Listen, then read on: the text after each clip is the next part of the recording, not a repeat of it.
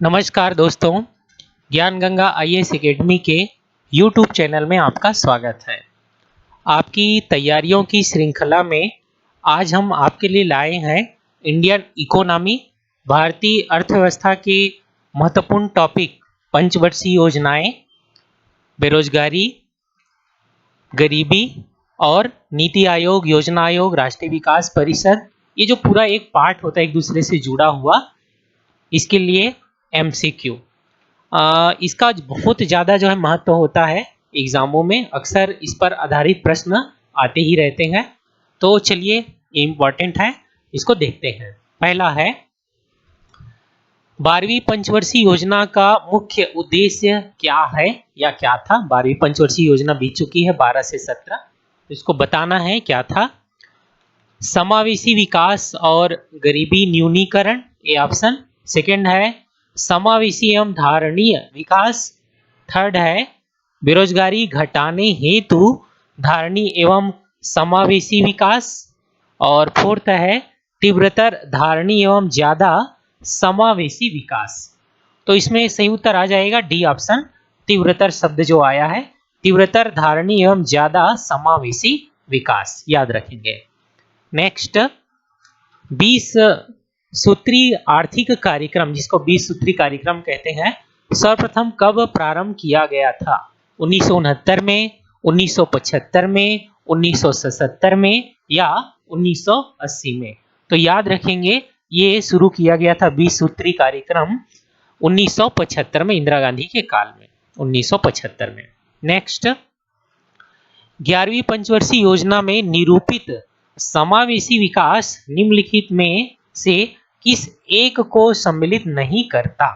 Option है गरीबी में कमी लाना, यह समावेशी विकास में शामिल नहीं था क्या, या रोजगार अवसरों का विस्तार करना, या पूंजी बाजार का सशक्तिकरण करना, या लिंग असमानता में कमी लाना। तो क्या आएगा, तो इसमें सही उत्तर आ जाएगा, याद रखेंगे सी ऑप्शन, पूंजी बाजार का सशक्तिकरण करना, ये समावेशी विकास में नहीं आता। समावेशी विकास में पूंजीवाद की तरफ जो झुकाव नहीं होगा, ये है। नेक्स्ट नंबर 4, निम्नलिखित में से किस पंचवर्षीय योजना में मानव विकास को सारे विकास प्रयासों का सार तत्व माना गया है। तीसरी पंचवर्षीय योजना में, 5वीं में, 6वीं में या 8वीं पंचवर्षीय योजना में। तो 8वीं पंचवर्षीय योजना में ये किया गया था, 8वीं पंचवर्षीय योजना में, याद रखेंगे। चलिए नेक्स्ट देखते हैं।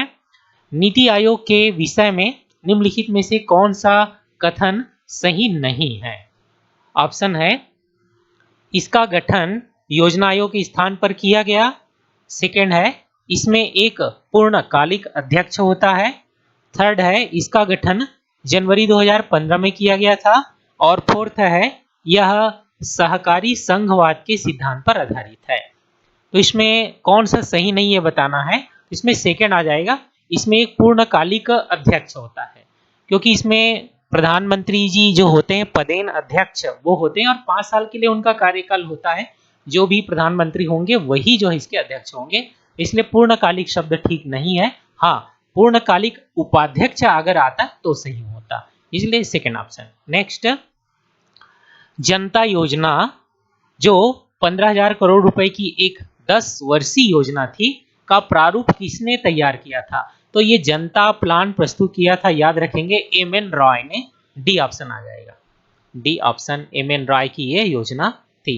आजादी के पहले अलग अलग लोगों ने अपने अपने हिसाब से कुछ योजनाएं दी थी आर्थिक नियोजन के लिए, लेकिन चूंकि वो गुलामी का समय था इसलिए अंग्रेज सरकार ने उधर ध्यान नहीं दिया, लेकिन ये बहुत ही अच्छे थे और बाद में फिर इसको अपनाया भी गया। नेक्स्ट नंबर 7, प्रथम पंचवर्षीय योजना का मुख्य बल किस क्षेत्र पर था। उद्योग, कृषि, ऊर्जा उत्पादन या परिवहन। तो शुरू में हमारा ज्यादातर जोर जो है कृषि पर ही था, कृषि पर ही था, क्योंकि उस समय खाद्यान्न के मामले में हम बहुत ही पीछे थे, भूखमरी का दौर था वो, ठीक है, इसलिए कृषि पर ही ज्यादा जोर था। चलिए आगे बढ़ते हैं। नेक्स्ट योजना आयोग का गठन कब हुआ। तो योजना आयोग पुरानी संस्था हो गई, आज के समय उसके जगह में जो है नीति आयोग है। तो तब भी इसको जानना ही है हमें। तो याद रखेंगे मार्च 1950 में नेहरू जी ने इसका गठन किया था अपने कैबिनेट प्रस्ताव के माध्यम से, मार्च 1950 योजना आयोग। नेक्स्ट, भारत में योजना अवधि में अर्थात जितने भी पंचवर्षीय योजनाएं आई है उसमें कुल कितनी बार योजना अवकाश आया है।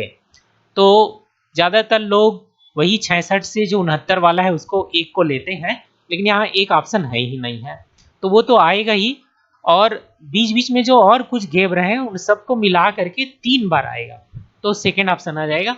एक तो जो है 66 से 69 ये सबको पता है योजना अवकाश काल था, और दूसरा जो है जो मोरारजी देसाई की सरकार आई थी 1977 में, तो 1977 से 80 के बीच उन्होंने योजना को बंद कर दिया था। उस समय फिर बाद में अनवरत योजना चलाई थी उन्होंने, तो ये भी नहीं आएगा, मतलब योजना अवकाश में उसको भी ले सकते हैं। और तीसरा जो है 90 से 92 के बीच जो आर्थिक कह सकते हैं उदारीकरण के पहले का जो दौर था, और उस समय बहुत ही ज़्यादा जो है इमरजेंसी थी आर्थिक मामलों में, उस समय योजना लेट हुआ था 2 साल से। इस कारण से जो है दोनों ही कारण थे, एक तो जो है आर्थिक मामलों में बहुत ही ज़्यादा पीछे हो गए थे हम लोग, है ना, रुपया आदि का अवमूल्यन वगैरह, सोना भी गिरवी रखना पड़ा था, और इधर जो है जल्दी जल्दी सरकारें भी आ जा रही थी, तो ये सब मामलों के कारण 2 साल पीछे हो गया। तो इस प्रकार से टोटल 3 बार लेंगे इसको योजनाओं का। नेक्स्ट, द्वितीय पंचवर्षीय योजना विकास के किस मॉडल पर आधारित थी? Herald Domar model, solution model, Mahalanobis model, PC Mahalanobis, या उपयुक्त सभी। तो उस समय के अर्थशास्त्री थे मेन, उनके मॉडल पर यह आधारित थी, PC Mahalanobis, Prakash Chandra Mahalanobis, C option आ जाएगा, याद रखेंगे। नेक्स्ट, द्वितीय पंचवर्षीय योजना का मुख्य उद्देश्य क्या था? अर्थव्यवस्था को स्वतः विकास की गति प्रदान करने हेतु एक प्रबल प्रयास करना। सेकेंड, कृषि और उद्योग का संतुलित विकास करना। प्रथम पंचवर्षीय योजना के अधूरे उद्देश्यों को पूरा करना, या देश को खाद्यान्नों के मामले में आत्मनिर्भर बनाना। तो जिसमें उद्योग वाला आया है वही आएगा, क्योंकि उद्योग पर बल दिया गया था, सेकेंड आ जाएगा, याद रखेंगे। कृषि तो था ही, शुरू का ही है क्योंकि ये, और उद्योग पर भी बल दिया गया था, भारी उद्योग पर खास तौर से, याद रखेंगे। नेक्स्ट, आर्थिक नियोजन एक विषय है, समवर्ती सूची का, राज्य सूची का, संघ सूची का, या किसी भी सूची में निर्दिष्ट नहीं। तो इसमें ए ऑप्शन आ जाएगा, समवर्ती सूची का ये विषय है, अर्थात केंद्र और राज्य दोनों इस पर कानून बना सकते हैं। नेक्स्ट, तृतीय पंचवर्षीय योजना की कार्य नीति में सर्वाधिक महत्व किस क्षेत्र के विकास को दिया गया था? उद्योग को, कृषि को, अधोसंरचना को, या रोजगार निर्माण को? तो याद रखेंगे इस समय जो है ना कृषि पर ही बल दिया गया था, खाद्यान्न आत्मनिर्भरता उस समय भी बात कही गई थी। नेक्स्ट, तृतीय पंचवर्षीय योजना की असफलता का कारण क्या था? चीन का भारत पर आक्रमण, पाकिस्तान का भारत पर आक्रमण, भयंकर सूखा, या उपयुक्त सभी? तो उपयुक्त सभी आ जाएगा, उपरोक्त तीनों ही उस समय हो गए थे। इस कारण से हमारी जो तृतीय पंचवर्षीय योजना है उसके बाद फिर चौथी तुरंत नहीं लाई गई, बल्कि योजना अवकाश लाया गया, और खाद्यान्न के मामले में हमें ब्लैकमेल भी किया गया था उस समय ताशकंद समझौते के लिए। इस कारण से हमारे प्रधानमंत्री जो थे लाल बहादुर शास्त्री जी, उन्होंने जय जवान जय किसान का नारा देते हुए फिर देश को खाद्यान्न आत्मनिर्भरता के लिए आगे बढ़ाया, इसलिए उपयुक्त सभी आ जाएगा। चीन ने 62 में आक्रमण किया था, पाकिस्तान ने 65 में आक्रमण किया था, और भयंकर सूखा भी 1965 में आया था, तो तीनों ही आ जाएंगे। नेक्स्ट, भारत में हरित क्रांति का आगमन किस योजना के दौरान हुआ था? तृतीय योजना, चतुर्थ योजना, पंचम योजना, या वार्षिक योजनाएं? तो योजना अवकाश जो काल था उसी दौरान हुआ था, इस कारण से आ जाएगा वार्षिक योजनाएं, है ना। उस दौरान जो है एक एक साल की वार्षिक योजनाएं प्रस्तुत की गई थी हरित क्रांति के दौरान 1966 से 69। नेक्स्ट, पांचवी पंचवर्षीय योजना का अभिगम पत्र किसने तैयार किया था, अर्थात किसके मॉडल पर आधारित था? तो याद रखेंगे पांचवी जो पंचवर्षीय योजना है उसका अभिगम तैयार किया था BN गाडगिल द्वारा, गाडगिल योजना बोलते हैं इसको। नेक्स्ट, किस पंचवर्षीय योजना को उसकी समापन अवधि से 1 वर्ष पूर्व ही समाप्त घोषित कर दिया गया था? तो ये था पांचवी योजना। मोरारजी देसाई की जो जनता पार्टी सरकार आई थी वो इससे पहले इंदिरा गांधी की सरकार के आपातकाल आदि नीतियों के कारण आई थी, तो उन्होंने इस योजना को ही समाप्त कर दिया था 1 साल पहले। नेक्स्ट, निम्न में से कौन नीति आयोग का अध्यक्ष होता है? तो ऊपर हम चर्चा कर चुके हैं, इसमें आ जाएगा भारत के प्रधानमंत्री। भारत के जो प्रधानमंत्री होते हैं वो नीति आयोग के पदेन अध्यक्ष होते हैं, ऐसे योजना आयोग में भी था। नेक्स्ट, नीति आयोग के संदर्भ में निम्नलिखित कथनों में से कौन सा या से सही है या है? फर्स्ट है, नीति आयोग की स्थापना सरकार की सहायता हेतु एक थिंक टैंक के रूप में की गई है। सेकंड है, नीति आयोग में केंद्र सरकार और राज्य सरकारों की सहभागिता होने से सहकारी संघवाद को बढ़ावा मिलेगा। थर्ड है, नीति आयोग का अध्यक्ष भारत का प्रधानमंत्री होता है। तो इसमें तीनों ही बातें सही है, तो डी ऑप्शन आ जाएगा। चलिए नेक्स्ट देखते हैं, नंबर 20, हिंदू वृद्धि दर का संबंध किस समृद्धि से है? सकल राष्ट्रीय उत्पाद से, जनसंख्या से, खाद्यान्न से या प्रति व्यक्ति आय से? तो इसमें आ जाएगा ए ऑप्शन। शुरू में जो हमारी पंचवर्षीय योजनाएं थी उसमें कम जीडीपी में वृद्धि हो रहा था, तो इसलिए उसको फप्तियां कसते हुए, है ना, हिंदू वृद्धि दर यहाँ के अर्थशास्त्री ने नाम दे दिया था, ऐसा है। नेक्स्ट, नंबर 21, यहाँ पर सुमेलित करना है, कौन कौन सी योजना में कौन कौन से कार्यक्रम तय किए गए थे उसको सुमेलित करना है। प्रथम, द्वितीय, तृतीय, चतुर्थ और पंचम योजना यहाँ दी गई है, और अलग अलग जो कार्यक्रम है, तीव्र औद्योगिकरण, सामुदायिक विकास, आधारभूत उद्योगों का प्रसार, न्यूनतम आवश्यकता कार्यक्रम, स्वावलंबन की प्राप्ति एवं स्थिरता के साथ समृद्धि, इसको हमें बताना है, मैच करना है। तो याद रखेंगे प्रथम जो योजना थी उसमें सामुदायिक विकास कार्यक्रम वाला एक आ जाएगा, तो सेकेंड आ गया प्रथम योजना का। फिर द्वितीय योजना में तीव्र औद्योगिकरण पर बल दिया गया था, तो एक आ गया। तृतीय जो योजना थी वो बिल्कुल जो कहते हो सामने ही आ जाएगा, आधारभूत उद्योगों का प्रसार, ठीक है, तृतीय योजना में। चतुर्थ जो योजना थी उसमें स्वावलंबन की प्राप्ति एवं स्थिरता के साथ समृद्धि पर बल दिया गया था, और पंचम योजना आ जाएगा न्यूनतम आवश्यकता कार्यक्रम। तो इस प्रकार से जो कूट दिए गए हैं उसके हिसाब से आ जाएगा 2, 1, 3, 5, 4, मतलब देखते हैं नेक्स्ट नीचे क्या दिया है कूट इनमें से 2, 1, 3, 5, 4, हाँ डी ऑप्शन में दिया है, तो डी ऑप्शन आ जाएगा। चलिए नेक्स्ट देखेंगे, नंबर 22, भारतीय योजना के संदर्भ में निम्नलिखित कथनों पर विचार कीजिए। फर्स्ट है, द्वितीय पंचवर्षीय योजना ने भारी उद्योगों की स्थापना पर बल दिया।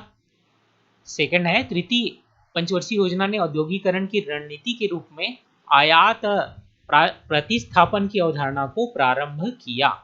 तो इसमें केवल पहला वाला ही सही बात है, पहला वाला ही, इसलिए ए ऑप्शन आ जाएगा, केवल एक, ठीक है। नेक्स्ट, देश में सर्वाधिक समृद्धि दर प्राप्त की गई थी कौन सी पंचवर्षीय योजना में? 8वीं, 10वीं, 9वीं या 11वीं योजना में? तो ये आ जाएगा 11वीं योजना के दौरान जो है सबसे ज़्यादा जो है जीडीपी में वृद्धि दर प्राप्त की गई थी। नेक्स्ट, भारत में योजना अवकाश की अवधि क्या थी? तो ऊपर हम चर्चा कर चुके हैं, इसलिए सेकेंड ऑप्शन आ जाएगा 66 से 69, 1966 से 69। नेक्स्ट, योजना आयोग के स्थान पर कार्य करने वाली वर्तमान संस्था है नीति आयोग, ये कब अस्तित्व में आया था? तो याद रखेंगे ये अस्तित्व में आया था जनवरी 2015 में, है ना, जनवरी 2015 में, ठीक है। तो 1 जनवरी 2015 को ले लेंगे। चलिए नेक्स्ट, नवीं पंचवर्षीय योजना की अवधि क्या थी? तो नवीं पंचवर्षीय योजना की अवधि थी, याद रखेंगे, सेकेंड ऑप्शन में है 1 अप्रैल 1997 से 31 मार्च 2002, और इसी दौरान जो हमारे छत्तीसगढ़ का निर्माण हुआ था। नेक्स्ट, स्वतंत्रता के पूर्व एक अर्थशास्त्री थे श्रीमन नारायण। उन्होंने 3000 करोड़ रुपए की अपनी एक योजना प्रस्तुत की थी। उस योजना का नाम उन्होंने क्या दिया था? तो वो गांधीवादी व्यक्ति थे, गांधीवाद पर आधारित था ये, गांधी के थॉट्स पर, तो इसलिए गांधीवादी योजना कहा जाता है। इसको सेकेंड ऑप्शन आ जाएगा। Next, planned economy for India के लेखक, तो एम विश्वेश्वरैया आ जाएंगे। मोक्षगुणम विश्वेश्वरैया जी ने प्लान्ड इकोनॉमी फॉर इंडिया लिखा था। जैसे कि ऊपर चर्चा कर चुके हम लोग कि शुरू में कुछ लोगों ने अपनी अपनी योजना प्रस्तुत की थी, तो इसमें हमारे महान इंजीनियर एम विश्वेश्वरैया जी भी थे। नेक्स्ट, निम्नलिखित में से कौन सा एक बेरोजगारी के लिए उत्तरदायी नहीं है? तीव्र जनसंख्या वृद्धि, कौशल का अभाव, प्रति व्यक्ति आय में वृद्धि, जनशक्ति नियोजन का अभाव। तो इसमें सही उत्तर आ जाएगा, देख सकते हैं क्या आएगा, प्रति व्यक्ति आय में वृद्धि, है ना। प्रति व्यक्ति आय में अगर वृद्धि होगा तो बेरोजगारी थोड़ी बढ़ेगा, कम होगा भाई, इसलिए सी ऑप्शन आ जाएगा। नेक्स्ट, किस पंचवर्षीय योजना में गरीबी हटाओ का नारा दिया गया था? तो वो 5वीं पंचवर्षीय योजना थी, ठीक है, इसमें दिया गया था, और यही वो योजना है जिसको 1 साल पहले खत्म कर दिया गया था। इंदिरा गांधी जी ने ये नारा दिया था, याद रखेंगे। नेक्स्ट, लकड़ावाला फार्मूले के अनुसार गरीबी के निर्धारण का आधार क्या है? उपभोक्ता मूल्य सूचकांक, कैलोरी मापन, आधारभूत आवश्यकता दृष्टिकोण या प्रतिदिन उपभोक्ता व्यय। तो याद रखेंगे, गरीबी आकलन के लिए जो लकड़ा वाला फार्मूला था वो उपभोक्ता मूल्य सूचकांक पर आधारित था। ए ऑप्शन आ जाएगा। नेक्स्ट, गरीबी के आकलन के लिए जो निर्धनता रेखा है, गरीबी रेखा, उसका निर्धारण किसने किया था? तो उसका निर्धारण किया था नोबेल पुरस्कार विजेता हमारे देश के अर्थशास्त्री डॉक्टर अमर्त्य सेन ने। सी ऑप्शन आ जाएगा। चलिए नेक्स्ट देखते हैं, बेरोजगारी समस्या में गरीबी बढ़ती है, क्यों बढ़ती है? गरीबी रेखा से नीचे रहने वालों की संख्या बढ़ने के कारण, या जनसंख्या तेजी से बढ़ती है इसके कारण, या मुद्रास्फीति की दर बढ़ती है, या ब्याज दर बढ़ती है। तो ए ऑप्शन आ जाएगा। अगर बेरोजगारी है तो गरीबी रेखा से नीचे रहने वालों की संख्या भी बढ़ती है। नेक्स्ट, भारत में विद्यमान बेरोजगारी की समस्या को निम्नलिखित में से क्या कहा जा सकता है? किस प्रकार का बेरोजगारी है? दीर्घकालिक है, अल्पकालीन है, चक्रीय है, या मौसमी है? तो याद रखेंगे, हमारे यहाँ की जो बेरोजगारी की प्रकृति है वो है दीर्घकालिक, दीर्घकालिक है, ठीक है, दीर्घकालिक है, लंबे समय तक के आधारभूत संरचनाओं की कमी के कारण ये बनी रहती है। नेक्स्ट, भारत में बेरोजगारी की समस्या का कारण क्या है? शिक्षा का अव्यवस्थित विकास, व्यावसायिक शिक्षा का अभाव, आर्थिक विकास की धीमी गति, रोजगार सृजन के कार्यक्रमों की अपर्याप्त संख्या, या उपयुक्त सभी। तो ये सबको पता है, उपयुक्त सभी आ जाएगा, सभी कारण। नेक्स्ट, भारत में बेरोजगारी का मुख्य स्वरूप क्या है? तो चक्रीय है, संरचनात्मक है, शिक्षित है, या ऐच्छिक है? तो सेकेंड ऑप्शन आ जाएगा, संरचनात्मक। आधारभूत संरचना की कमी के कारण, सड़क, बिजली, पानी, शिक्षा, स्वास्थ्य आदि के कारण जो है बेरोजगारी है, इस कारण से इसको बोलते हैं संरचनात्मक बेरोजगारी, और ये विकासशील पिछड़े देशों में होता है। नेक्स्ट, भारत के ग्रामीण क्षेत्रों में पाई जाने वाली सर्वप्रमुख बेरोजगारी कौन सी है? बेरोजगारी के प्रकारों में आता है चक्रीय है, ऋत्विक है, प्रच्छन्न है, या शिक्षित है? तो सी ऑप्शन आ जाएगा, प्रच्छन्न, अर्थात छिपी हुई जो बेरोजगारी है वही है, जो खेतों पे काम करने वाले जो लोग होते हैं, कृषि से जुड़े हुए, उससे संबंधित है। नेक्स्ट, प्रच्छन्न बेरोजगारी का तात्पर्य क्या है? तो याद रखेंगे, इसमें आ जाएगा डी ऑप्शन, ऐसी बेरोजगारी जिसमें श्रमिक की सीमांत उत्पादकता शून्य या ऋणात्मक होती है। छिपी या प्रच्छन्न बेरोजगारी वो कहते हैं लोग बाहर से काम करते हुए दिखते हैं लेकिन वास्तव में वो बेरोजगार होते हैं, क्योंकि जिस काम में वो लोग लगे रहते हैं उसमें उतने लोगों की आवश्यकता नहीं होती, कोई काम नहीं, इसलिए सब लोग खेती में ही लगे रहते हैं, तो ये छिपी हुई बेरोजगारी है। तो इसमें श्रमिक की सीमांत उत्पादकता शून्य होती है, क्योंकि अगर 4-5 एकड़ का खेत है और उसमें 10 लोग लगे हैं, तो सबको अगर किया जाएगा, बांटा जाएगा, तो फिर प्रत्येक के हिस्से में कितना आएगा? तो इस कारण से इसको सीमांत उत्पादकता शून्य या ऋणात्मक लिया गया जाता है इसमें। नेक्स्ट, तेंदुलकर समिति ने भारत में गरीबी रेखा के नीचे की जनसंख्या का प्रतिशत कितना आकलन किया था? तो याद रखेंगे उन्होंने आकलन किया था 37.2%, सेकेंड ऑप्शन। नेक्स्ट, निम्नलिखित में से कौन निर्धनता के लिए उत्तरदायी नहीं है?